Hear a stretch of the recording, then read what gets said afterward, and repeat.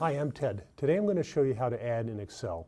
Excel is a very powerful tool for being able to do very quickly the things that are very tedious to do, such as on a pocket calculator.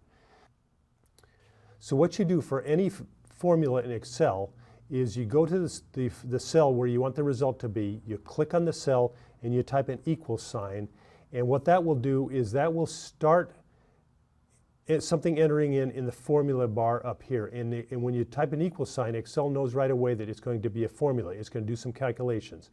Then what you do is you click on the first cell you want to add, which is over here, the first number, so that's cell A2. Then you type a plus sign. Then you click over here on the next cell and type another plus sign. And then finally go over here on the third number, click on it, and now hit a return. And there you go. There you have the numbers. 1 plus 2 plus 3 is 6. Now, what we want to do is we want to copy that formula to the other cells. Now, of course, we could go in here. We could do the same thing for the next line and the next line, but that would be very tedious. A quicker way to do it is just to go back and click again on that cell. Just single click, don't double click.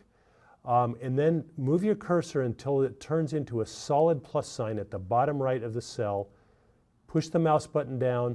And if you double click on it, it instantly goes and pastes the formula onto all the other cells so that you have, if you look, you can see the same formulas on all the other cells where the row numbers have been updated each time.